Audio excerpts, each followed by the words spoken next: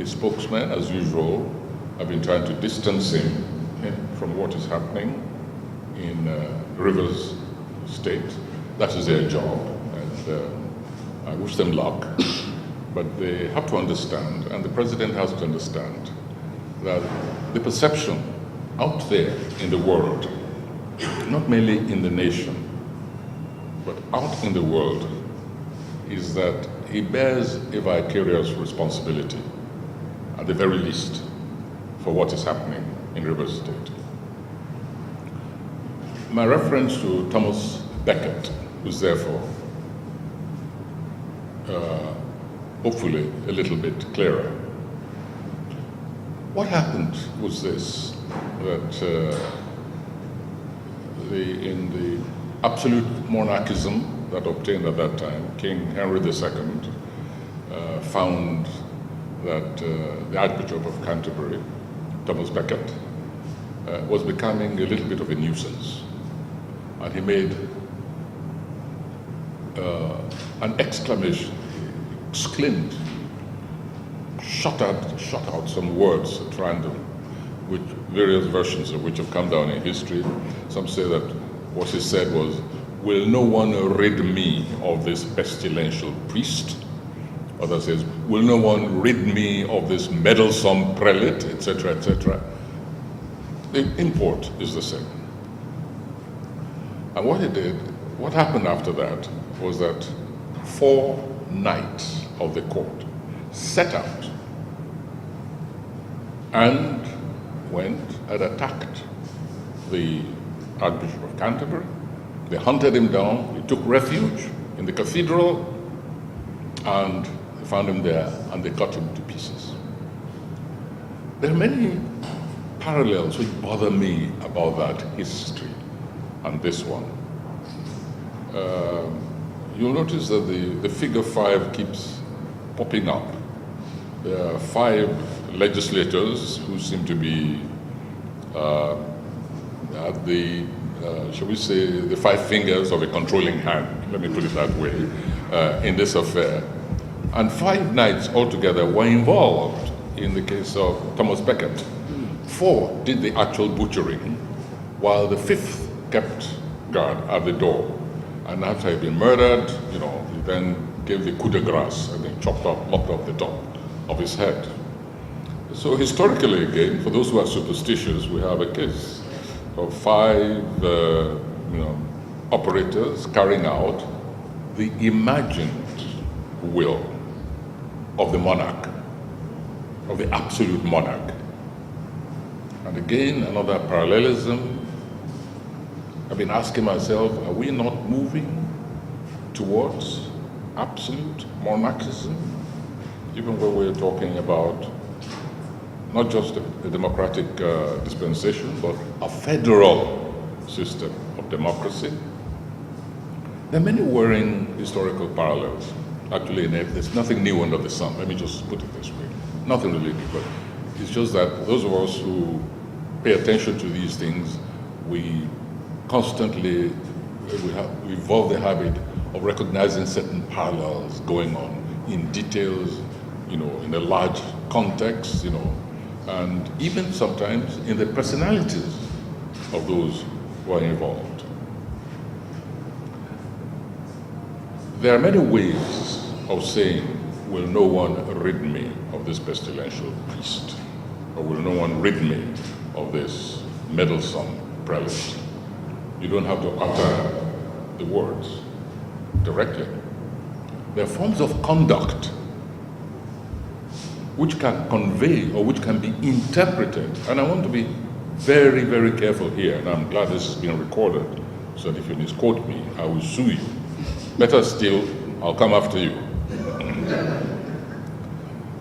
Because I'm not laying direct culpability on anyone. I want to make that quite clear. But I'm saying that one can, by action or omission, establish certain forms of conduct in the minds of one's followers, all of which circle around the word impunity. There are certain ways in which you can convey to your followers, your officials, your court, that they can act with impunity. There are many ways in which, for instance, you can expose a prey and say that prey is available for plucking. Even silence, sometimes silence can do it when a certain moral action is required and that moral action is not taken. You take away a governor's plane under dubious circumstances. That plane has remained grounded for I don't know how many weeks now. Of course, we are dissociating the presidency from this act. The important thing is that a certain arm of government grounds a governor's carriage for one reason or the other. Now, even the council, the governing council, the court says, no, wait a minute. Let's have this man's plane released. Until now, you pretend that nobody has spoken. Nobody said anything. You're not even interested in seeing how one of your barons under a monarchical system, now one of your barons or dukes is able to function without his carriage. Now that kind of indifference creates an enabling ground for your followers, your officials, to take even further actions to humiliate or endanger that baron or that duke or what else, that knight. I'm using this parallel so that we understand that there's nothing strange going on. We know how monarchs behave. They can deny absolutely involvement in anything. But somehow along the way they have said, will no one rid me of this pestilential prelate? And then again, you can send your wife, the queen, to the barony. Send your queen to the barony. Say, go and attend a marriage there and take the entire security service of the court and go to that archbishop's domain and stay there for 11 days with the full security apparatus as if you are a parallel head of state or monarch.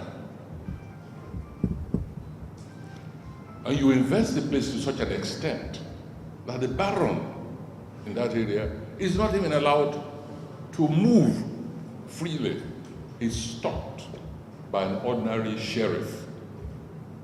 He says, Baron, sorry, the queen is attending a wedding there, or is painting her fingernails over there. And surrounded the place, closed off all avenues, so that even the baron of that domain cannot move. And yet the baron is responsible for security in that area, is responsible for governance. He must even send regularly to the central court a certain percentage of the revenue which he collects. But he cannot move around in his own domain, under his control. That is what we call creating an enabling zone, enabling atmosphere for that baron to be dealt with sooner or later. When even your queen can come and take over your area. No constitutional position, nothing. But she is able to enjoy the full security apparatus of the state, which progressively is being denied that baron. In this case, that governor. I read in the papers today that no tear gas was thrown into government premises. Let me say categorically, that is untrue. The premises, the governorship area, whatever it's called, was tear gassed. I'll tell you how I know. Because I had a running commentary on what was happening by somebody, a junior colleague who was in the governor's lodge at the time. He went there in connection, in fact, I was supposed to be there. He went there in connection with preparations for the World Book Capital celebration, which, as you know, is taking place in Port Harcourt. That's what took him there. And it was actually with the governor during what amounted to a siege of the governor's lodge. And he was tear gassed. They had to run and try and get water for their faces. So anyone who says that tear gas was not thrown into Amechi's lodge is either ignorant or is lying. Because I had a running commentary by that colleague who was there, since I couldn't be there. I was on the other line, or the other end of the telephone, when all the melee was going on outside. And the police who were supposed to be protecting Amechi were doing whatever they would. In addition, some of Amechi's security forces have been removed. This I have checked. I'm not saying he's left without any security whatsoever. And we're all sitting down here pretending that nothing is happening, pretending that Boko Haram, a very serious threat, is all we have to cope with. But the grounds under us are being eroded. I'm talking about the democratic ground on which we are supposed to stand. I'm laying this as on the vicarious grounds of responsibility of the presidency, because a number of actions or non-actions that is taken indicate quite clearly that somewhere very, if not at that very level, the very top, around him, there are those who are saying, will no one rid me of this meddlesome prelate? When the tear gas is thrown in, the next one may be a smoke bomb. And in confusion, where nobody sees anything and so on, an accident can happen. And we get back to the case of the unknown soldier, or in this case, maybe more likely, unknown policeman. Because not since the days of Adewusi, not since the notorious days of Adewusi, who constituted himself virtually the spokesman of the ruling party at the time, who sat on television and made pronouncements, declarations, defiant, insolent declarations.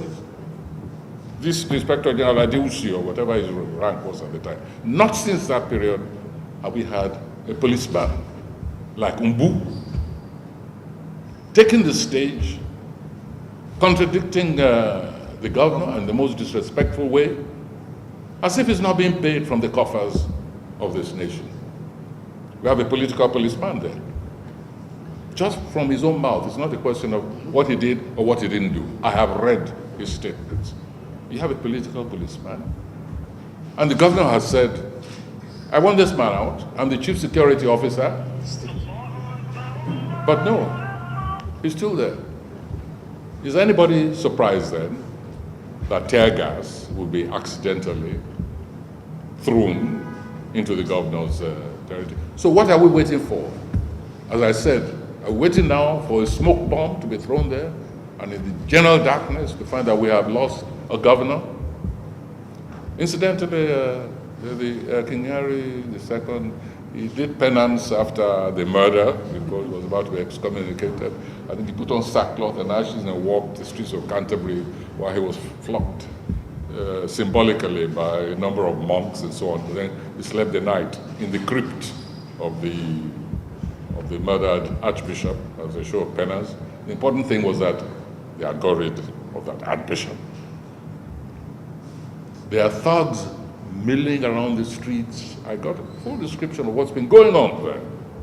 And if I hadn't been too busy, I would have been there myself, to witness for myself a scene that we well encountered before, being enacted before our eyes. I think it's important that we find some means of going there and taking evidence from the people around, just to show how close were, either deliberately or through negligence, how close we are to existing under a feudal monarchy.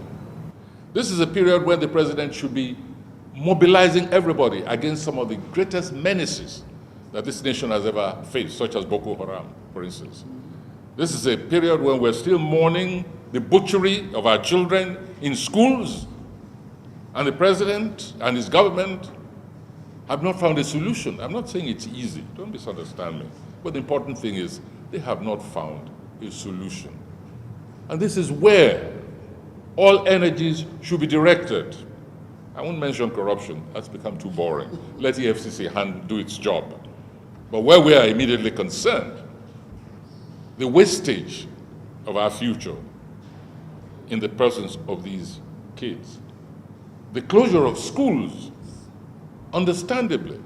By the way, I don't criticize the governor for closing those schools. I'm just sad because it's a defeat. It's a defeat, however temporary, it is a defeat that schools have to be closed. The president is not worrying about that. I don't say he shouldn't go to China, but at least he shouldn't leave the country burning. Or at least the country shouldn't burn during a convenient absence.